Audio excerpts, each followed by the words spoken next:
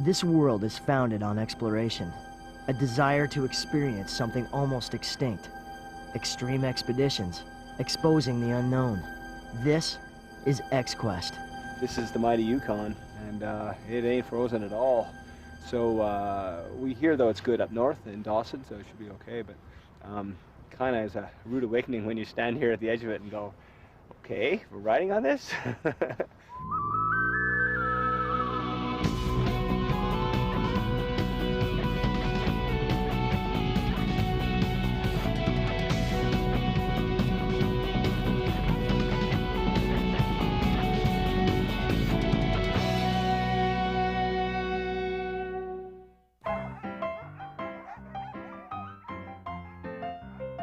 The year was 1900.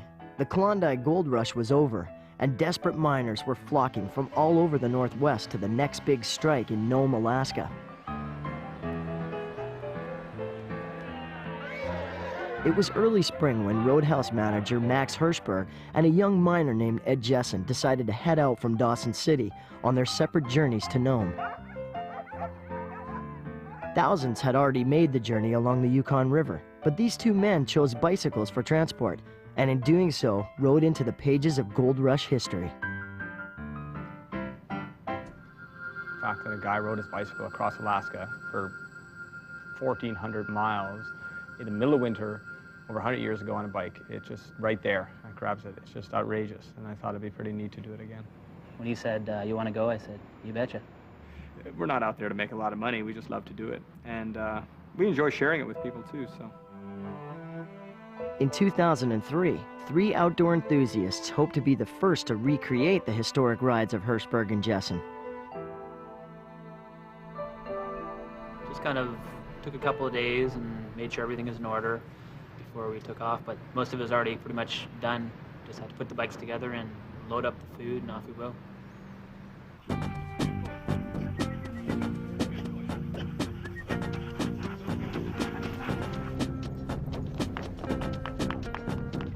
The plan was to follow trails left by the recent dog sled races along the Yukon, across to the coast and up to Nome. The team met in Dawson City, in Canada's north, and spent the first 2 days preparing and testing their bikes before their anticipated departure, March 6th. Let's go 2 wheels instead of 3.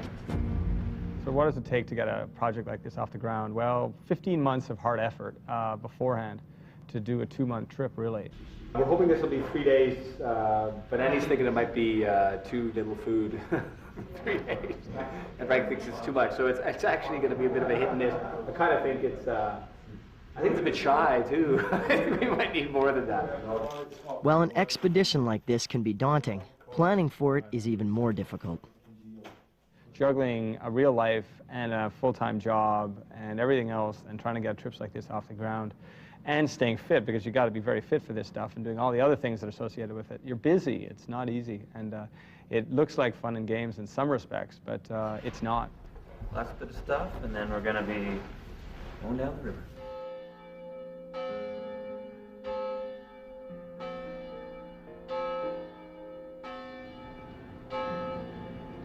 I was worried that I was going to be in trouble, that I wasn't going to be able to keep up with Kevin and Frank, and I think it was when we were in the church in Dawson City and I had my bike fully loaded, and I was like, holy shit, I can't even lift this thing up. Barely minutes out of Dawson, and the team experienced their first setback, one that would significantly alter their schedule in the weeks to come. Yeah, in the beginning of the trip, Andy had some troubles right away. Like the first several hundred meters out of Dawson, the trail wasn't great. It was kind of soft, and me and Kevin kind of rode ahead a little bit, which was frustrating for Andy right off the bat, and he was kind of instantly overwhelmed, I think, with the nature of what we had, another 1,200 miles of this. But yeah, I didn't have the technical skills or the strength to, to ride the bike with all that weight. So basically, pretty early on, I was not really carrying any group gear at all, and I still can't keep up. We kind of went back, and he was kind of, a little bit flustered, and he kind of said, this is like Chinese to me, I can't speak Chinese, and I can't ride my bike on this sort of soft snow. And so right away we just kind of, just relax, and it's gonna be all right. And this is the first day. You're gonna get better as we go along, and just encouraged him.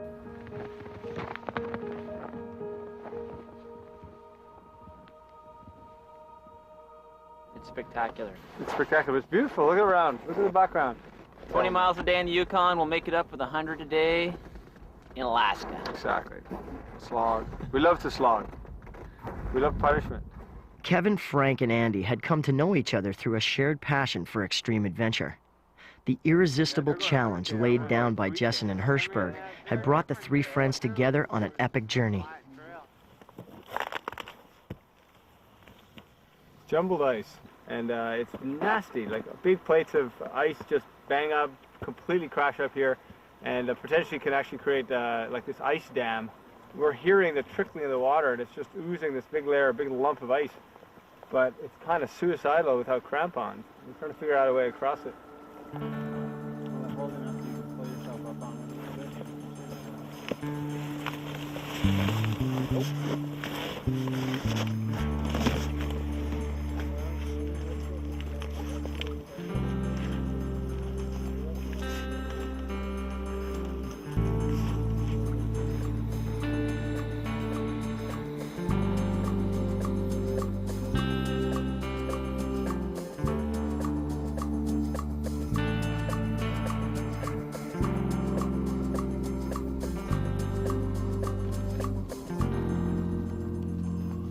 Didn't hit a cabin we wanted to get before because it was on the other side of the jumbled ice, a bit out of our way, and just came to this nice little sheltered area and cooked up a good meal. Now we're just enjoying ourselves by the fire.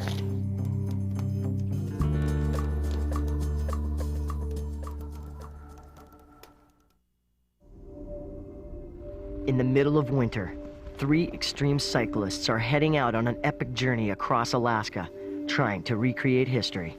The way it works in the Yukon or Alaska is that if there's a cabin there, it's left open. You can go in. If you need provisions, you're welcome to use them.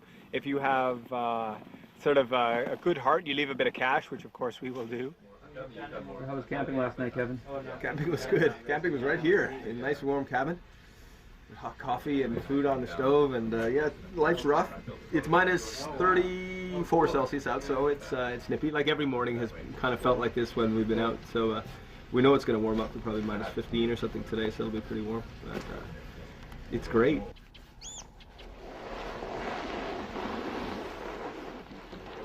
I guess we sort of anticipated this, but we had hoped that the Quest Trail would be put in a little bit better.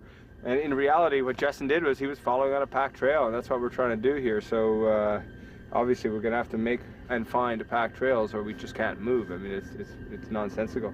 It's like flying without wings. It's just not going to happen.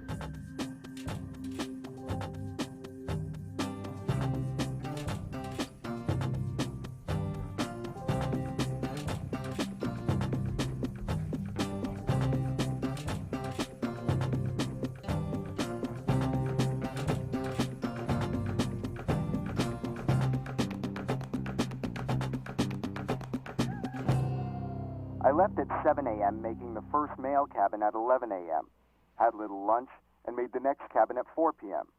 65 miles for that day, and the weather growing colder.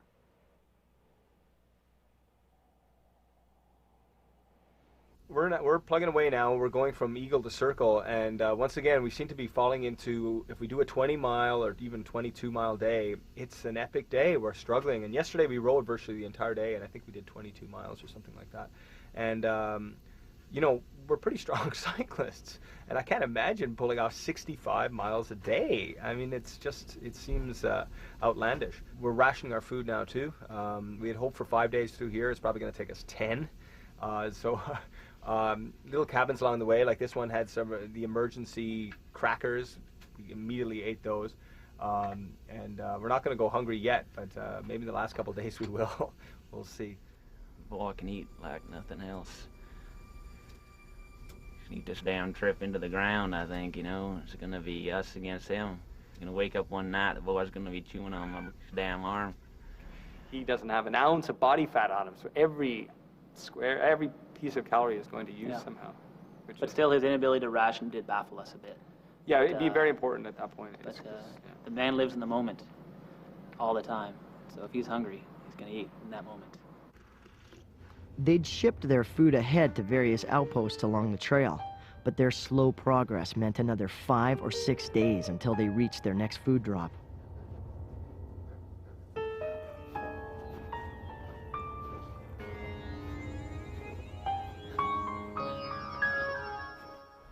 So 3.5 stars to 4. 3.5 to 4. That's the rating on this outhouse, and we'll check in at other outhouses along the trail. Cool. Thanks, Andy. Okay, Frank, you're welcome.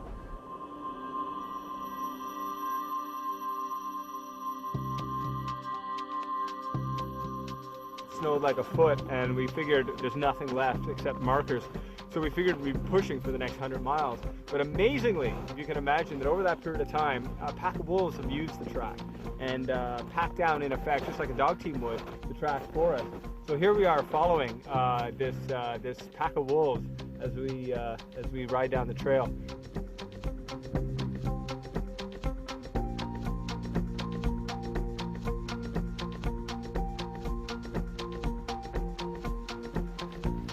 Feels like the ultimate off-road cycling. You're kind of cruising along, there's nobody, you're out in the middle of nowhere, and somehow you're riding your bike. It's just so surreal.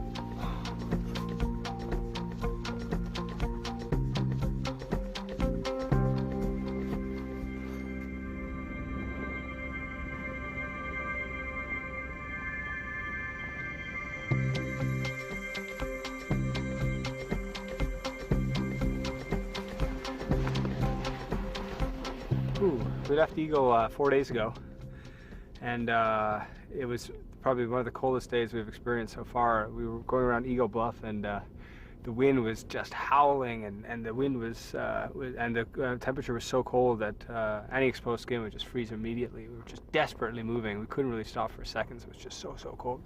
So man, yeah, we're just chilling out here on the beach. Yukon Beach. Spectacular. Then it snowed, and it obliterated our trail completely.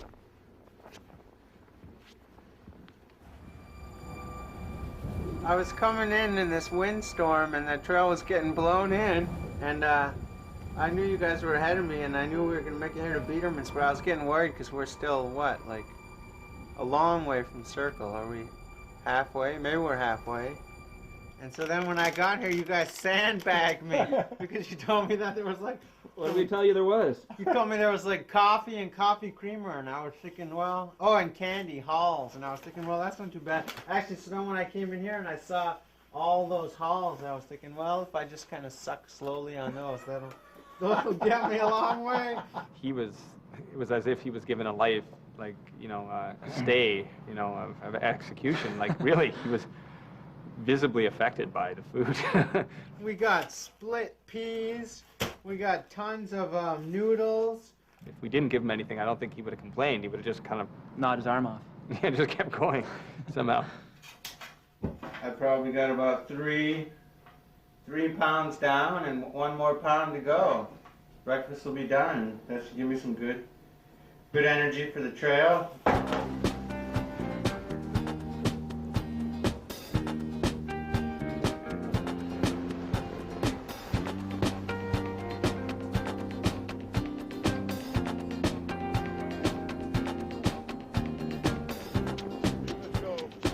Good one.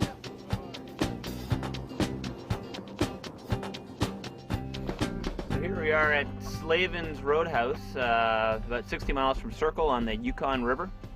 And this is an example of the type of thing Ed Jessen or Max Hirschberg would have run into along the way. Wood, fire, bed, cook outside, cook on the stove here as well.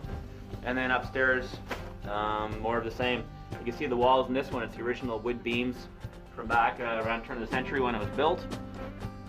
So nice and cozy, no need to set up a tent. Jessen had it easy. Wish we had a personal cook when we stopped. Giddy up.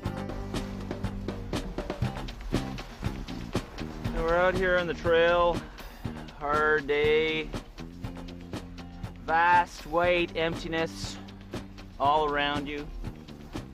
You'd be absorbed at any time.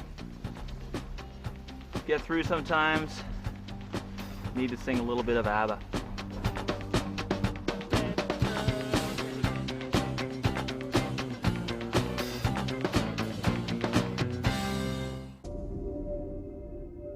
We wanted to continue north to Fort Yukon and continuing along the Yukon that way. But as it happened, the river is just not really frozen well there anymore, and no one travels there. So we elected to, if we decided to continue that way, we wouldn't have finished the trip. And simply, it made no sense to continue in a place where you can't really travel anymore on the ice.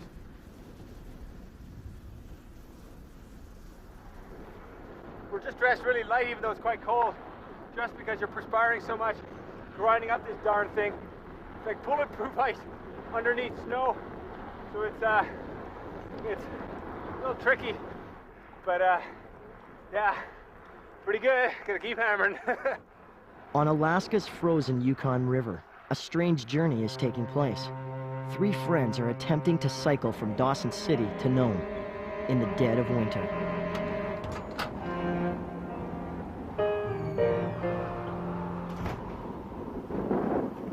Now this is one scary freaking place. Jesus Christ, what the hell? This is an emergency shelter cabin at the top. Oh, Eagle Summit.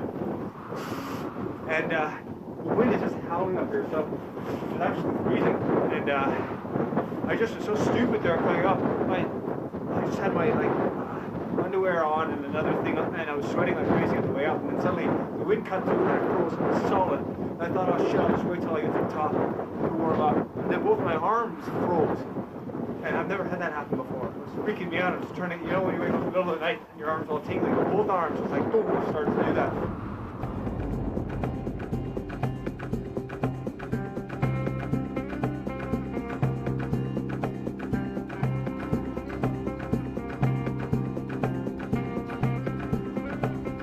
How's that, Andy? We are well deserving of a beer here. We made it to a little place here called Chattanooga, and it's about 30 miles outside of Fairbanks. How many you figure you got now? I got several thousand.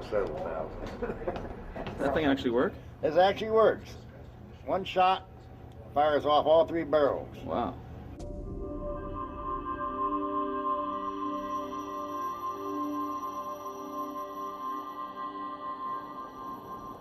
We have a timetable to meet here, and got a beat breakup, so off we go.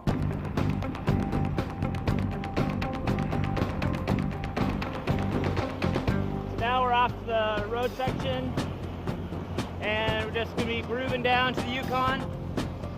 And it's like really riding on a road. You go anywhere, not punchy at all. It's sweet.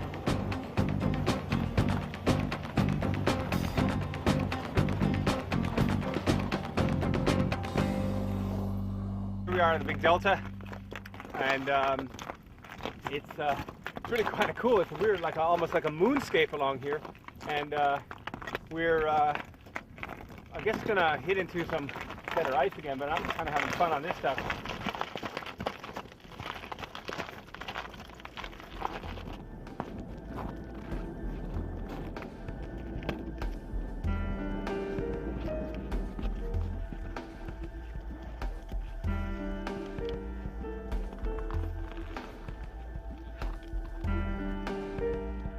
You kind of forget that you're traveling on like a meter thick slab of ice that has like a 10-mile-an-hour current underneath it, whether you're going over an open ocean that's, 1,000 feet deep kind of thing.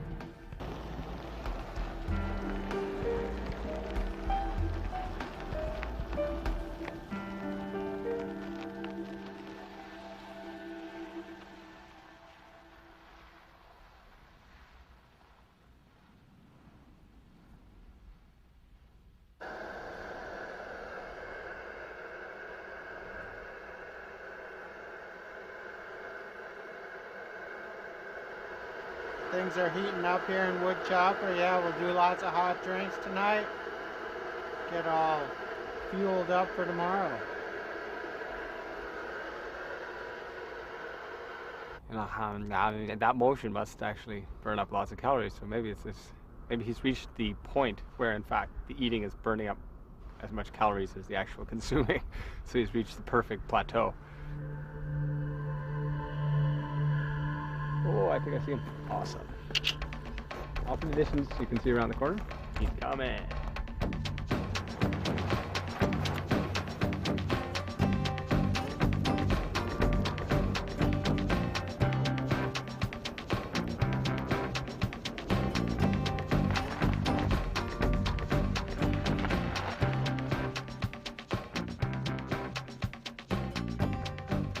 Tanana River here on my left, and the mighty Yukon coming in off the right. So we're pretty psyched, back on the river again, and now it's about, I guess in the range of about 300 miles down to Caltag, I'd say, maybe 500 kilometers. I did that with North Shore Grace, didn't I? Oh. Andy, it's totally rideable. Busted it clean apart. Just gonna use some baling wire and then some duct tape. What else do you need? Magic.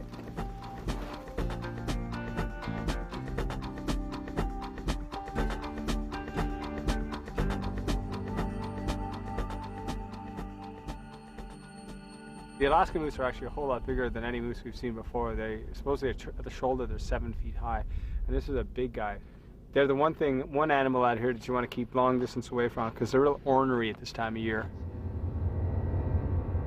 Great outhouse, great cabin, and 4.5 stars on the rating for the Trapper's Cabin outhouse. It's continuously changing, day to day, like overflow, which is impassable one day, 2 feet deep might be in fact frozen the next. So you just go. You just do every day and see what happens, and if it's crappy, you just deal with it and get around it. If you're like 10 days into a 50-day trip and you're looking at day 50, you're probably not going to make it, and that's it. Just move forward and stay in the moment.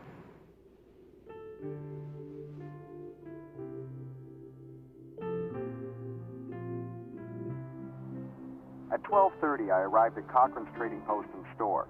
It was snowing so hard that I could not see the trail, so I had to lay over here. And, as usual, the natives had a time looking at the wheel. The wheel, he means the bicycle. Cochran's is just right over there, and it was actually a large trading post at the turn of the century with numerous buildings, roadhouses, and everything else. And that's evidently where Jessen had celebrated his birthday. It was a community until, I guess, fairly recently, when there was some violence that went on there and some feelings about kind of bad spirits about the Bushmen, kind of like the Sasquatch in this area. And the village was abandoned. All that's left there now is a cemetery, evidently.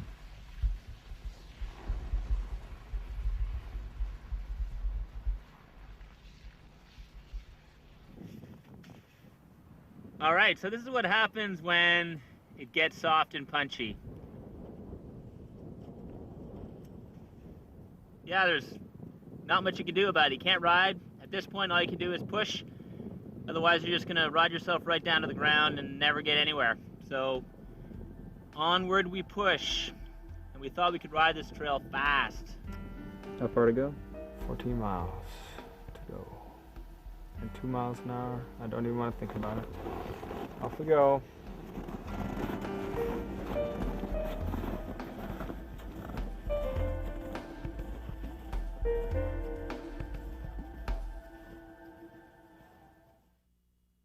Where are we right now? What do you call this place? We're up on a hill here in Ruby. Lover's Leap. We're about 800 feet up off the river right now. It's just out on the point. People come up here to watch the ice break up. Nearly halfway through their frozen bike journey across the Alaskan wilderness, 3 hardcore riders stop for a well-deserved rest in the small outpost of Ruby. Ginger invited us in like we were her own sons, and a huge meal, make some martinis and lots of beer and cheap wine, and good old time. Oh, better than trail food though, huh? So what do you normally have for dinner?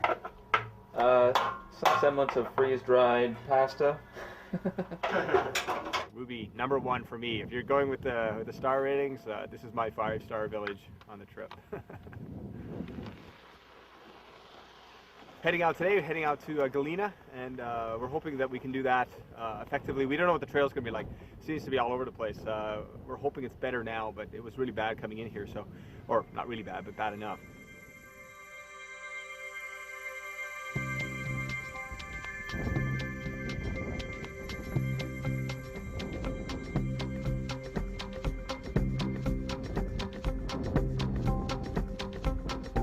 Down at the bottom of Bull Island, you cross to the North Shore, and then you just North Then Shore we'll all just the be way. along the North Shore. Yeah, North Shore all the way.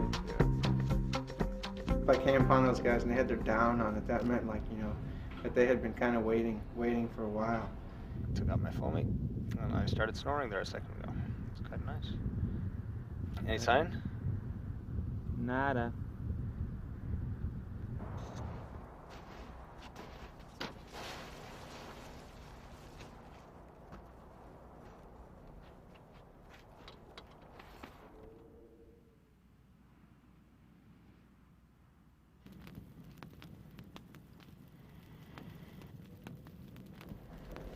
Some people are having 3-bean chili. We also have spaghetti marinara. So that's the menu that we got on tap. Oh, getting up is difficult.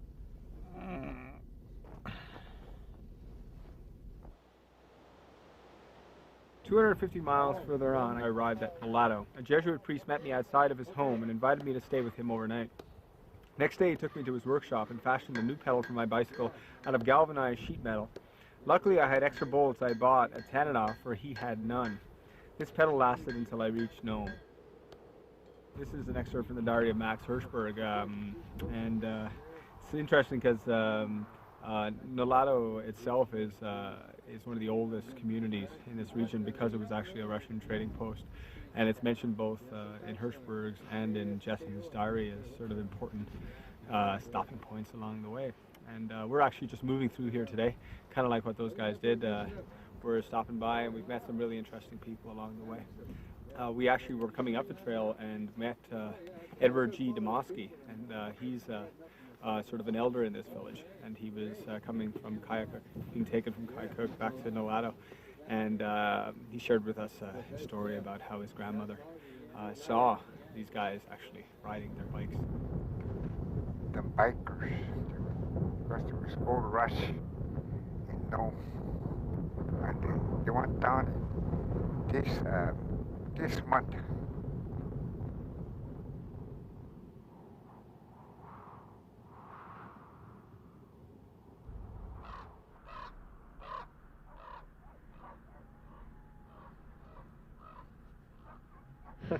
Off the Yukon at long last. You know, who knows what the coast will have, but we should have some good riding for. What do you think about the grizzlies coming tomorrow. Oh, they're always talking about that. I'm not too. They shot one yesterday. Too worried about that. Did they? Where at? She just said just back along the portage. Huh. Well, I don't know. Maybe they'll be scared of a bike.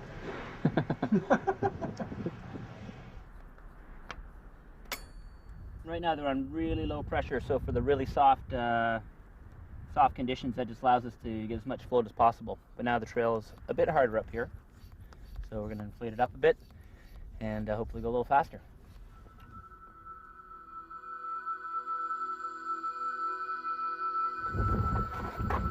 That looks good.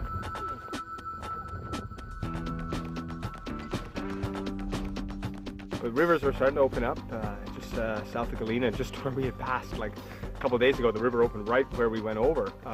So things are happening right now. Bears are out through this section, a lot of black grizzlies out here, but we're not really worried about that. I'm sure that'll be fine.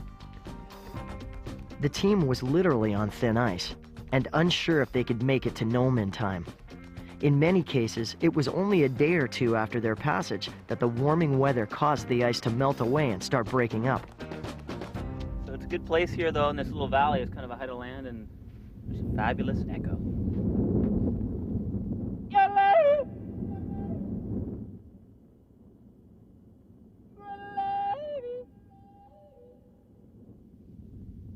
Andy!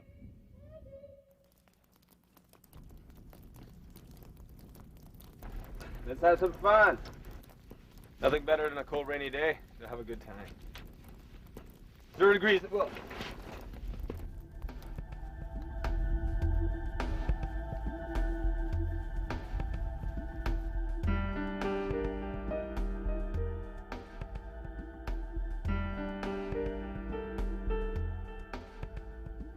This actual portage has been used for millennia by the natives. And one of the native legends is of the Old Woman, and this being Old Woman Mountain. An old woman, supposedly she is in search of her lost child, and you can hear her wails of crying in the wind, evidently in storms. And she's out there looking for her child, and occasionally on this mountain you can see a light of her searching for her child. And part of it too is that you leave some food here at the cabin for the old woman. So I guess you know, instead of dried salmon, we'll leave a power bar or something like that. But we'll do that nonetheless. I know there might be a little note saying don't do it because of the grizzly bears, but I think we'll have to do it anyway. It just it's too good an omen not to do so. It's a little bit messy in here, I think, because some kind of a little animal got in and chewed up a bunch of TP. But it's got a nice warm foamy seat and a view that you can't beat. And I'd say 4 stars to the old woman outhouse.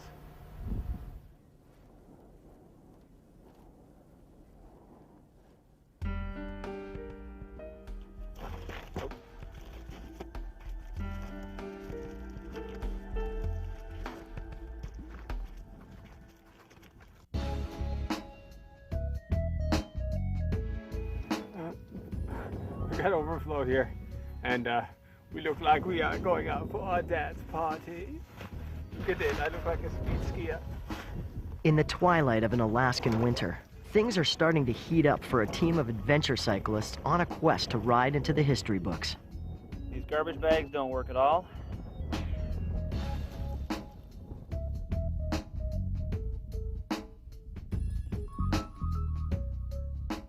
So if you're doing adventures, things will happen that aren't expected to happen. That's the nature of adventure. I think that's really the dictionary version of it, is the unexpected. And you got to enjoy the unexpected and things that just happened that you didn't plan, and how do you deal with it.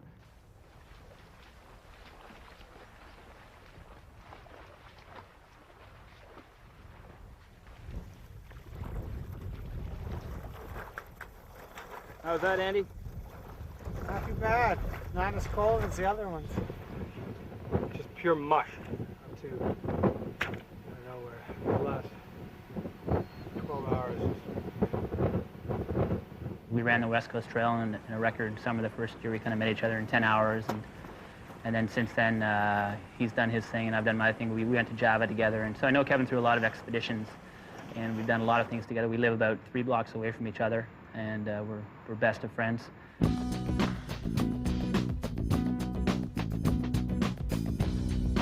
Frank and I know that had we started out, obviously, we'd be finished like a week ago. But in the end, we wouldn't have had the time to do what we've done, and having Andy along is really a special thing. He's a great guy, and it's a great thing. So, but it's frustrating right now because we know that we're right at the edge. We're right at the edge. Everything's breaking up around us.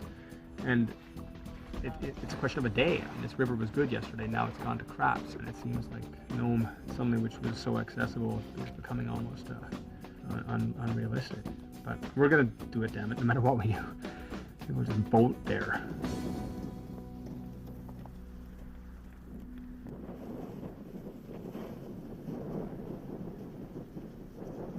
It's kind of like the final thing. You reach the coast, it's the final section.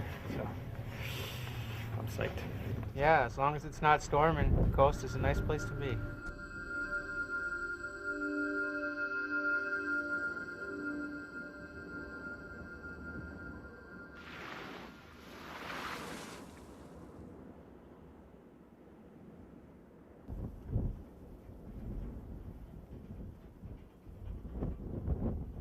It's not really a cabin, it's more of a luxury apartment building almost. This is the old reindeer herding station, Eddie Govick. Plenty of driftwood outside to burn, so yeah, this is a great place. It's just really miserable weather. It's like 0 degrees and pouring rain, so I hate that weather.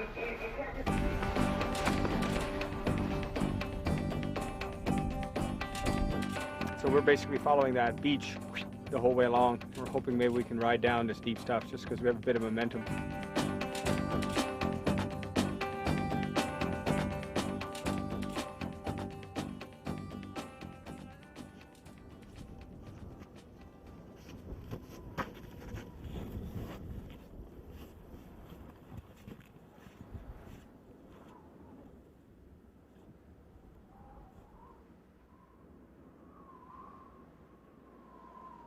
We realized that if we're going to cross Norton Sound, which is 50 kilometers long, we should all stay together. What we've decided is that I'm going to ski across, because that should hopefully even up the speed, because you know, Kevin and Frank can't wait around for me. You can't, in that environment, being cold or whatever else is happening in a storm, can't just stand and wait in the middle of a storm. It's just, it can't happen for that period of time.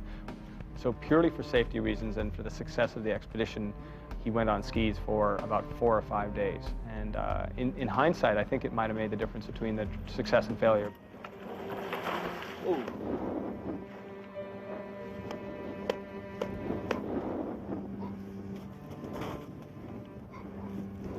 And his biggest challenge was the fact that he did break his back over 8 years ago, and is coming back from this injury. And in some means of motion, he's not very affected, but in other ones he is. He's always been a very inspired endurance athlete, and it's kind of driven him to do all these really hard expeditions. So he's mushed the Iditarod 2 times, he's skied the Iditarod once, he skied another 800-mile route through the wilderness as well. So it definitely, in some situations which require, I think, a lot of power, and that sort of thing, it doesn't warrant itself as well. Looks good, clear, fun. Let's make it happen, baby. The biggest challenge was now to come. Alaska's Norton Sound. A 50-kilometer dash across the now unstable ice of the Bering Sea. Massive storms, breaking sea ice. Either could spell disaster for the team. Approaching halfway across. Got to keep moving. Things are darkening up. Clouds are filling in. Sun is gone. Yeah, so we got to keep on moving. Get nailed in the storm out here, and you got nowhere to go.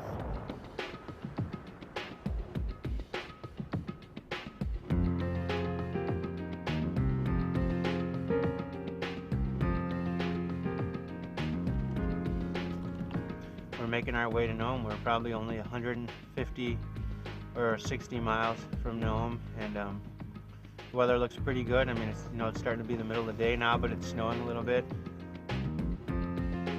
At first we started seeing foxes, kind of wondering what the hell the foxes are doing that way out in the ice. And then we started to see all these black dots, and then we got to realize these black dots are moving. So in fact they're seals. So there's all these blowholes out here, and it's just unreal to think you're actually out here riding a bike on the ocean with seals around you. What's the next thing to see? A polar bear.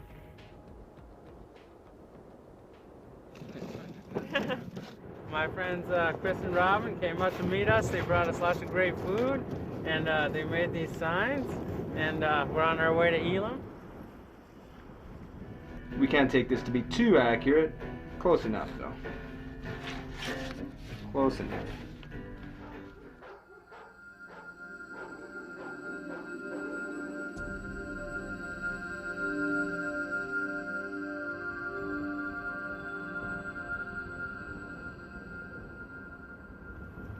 Excellent place for trail repair. Blustery conditions over the Little McKinley Pass. Yeah.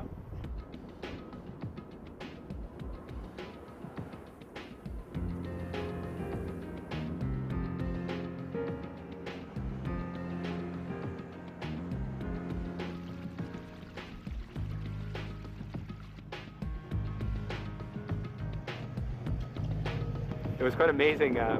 This young woman started telling me about, she was interested in the fact that we're biking. She said, oh, I'm just writing a big story for school on this guy, Ed Jessen, who rode his bike from Dawson to Nome. And I said, well, here you are. Ironically, is that we're actually doing the exact same thing, and we're going to be the first people to do that in 103 years except for Jessen. She didn't have his diary, so we made photocopies of his diary and gave it to her, and gave her an A probably, yeah. That's right. That was kind of cool. Just a stroke of luck. I think we're going to get wet today, hit Topcock Cabin, and then we'll zoom into Nome after that. Upon reaching Golovin, Andy picked up his bike, which had been shipped ahead a few days earlier from Shaktoolik, and hit the pedals again. Unless something miraculous happens tomorrow, we're going to make it into Nome, and I guess that's the essence of adventure, is kind of undertaking something you're not really guaranteed that you're going to pull off, and then if you do pull it off, awesome, and if you don't, well, it's certainly an adventure anyway trying to.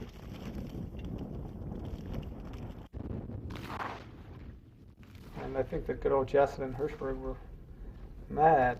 It was brutal what they did. Incredible.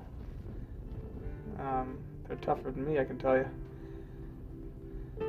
After almost 2 months pushing and riding across the Alaskan wilderness, 3 extreme adventurers are now painfully close to their final destination. About 1 o'clock, I reached port safety. There I heard about the dirty dozen of 13 at Topcock that would let no one else in on their rich digging.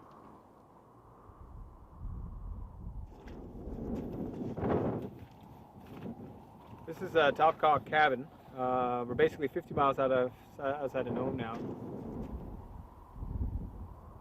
And right here, actually, you can see scribbled on the wall, day 3, still blowing like hell. Day 4, still blowing, and we are running out of coffee. And then there's a list of names, and actually there's 23 names listed. And this cabin's maybe 16 by 12, and they had 23 people in here. I want to get drunk and smoke. Falling on my face drunk with a lit cigarette falling out the side of my mouth and a bottle of booze teetering precariously in my grasp. We'd find old journals of people who'd maybe passed through these old rundown cabins, and we'd kind of read their journals and just kind of learn, get inside their heads a little bit. Forget Jessen, it's basically just to earn the beer, and the only way to do it is from Dawson to Nome. You have to take a bike along with you. So that's what the trip's really about. It's not bikes on ice. It's bikes on ice in brackets for booze.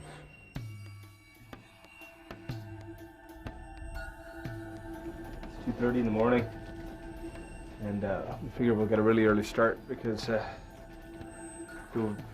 snow's going isothermic in the day, so. I actually just got here a couple hours ago, so I slept for about an hour or so, and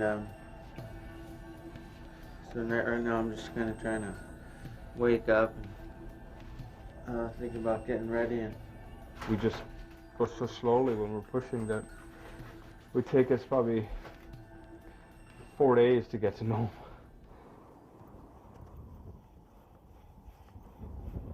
What the hell? At least we're out here and it's dark and it's cold, so it's good for the snow. And yeah, I'm psyched. Let's make it hippin'.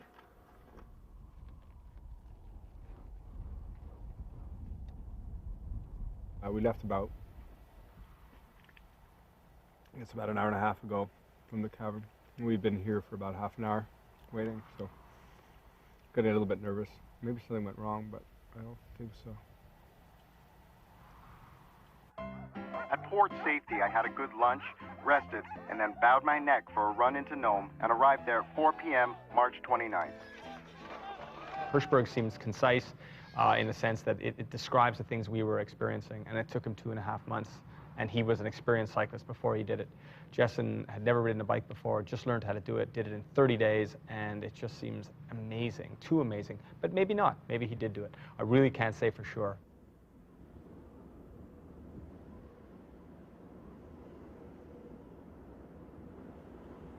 When Ed Jessen came down through here, people were in the city looking with binoculars. And then within a short period, they realized this guy was on a bike. He was hailed as a hero when he got there because he brought these newspapers from the outside world. And that was the only way to get information, was people on the trail giving it to them. They couldn't get it any other way. So we thought it would be a neat idea to redo this. The papers are the Vancouver Sun and the Seattle Post-Intelligencer, just like it was 100 years ago. Actually, it would be about 102 years ago. Yep. Yeah, we're here. I don't know. I don't really have any strong emotions right now. A little bit out of it, but I'm glad to be here. The journey is the whole purpose of it, and then the end is kind of the end of the journey, so it's kind of the end of the good times. Good trip? To Nome, bikes on ice. It's only afterwards that it kind of slowly dawns on you, and you feel really good about it. But you certainly don't stride in there feeling like you're something special. You kind of just meekly come in and you're done and you're happy. And in a way, you almost don't want to speak to a lot of people. You're just absorbed in the moment and really happy with what you did. It's something that you carry with you the rest of your life.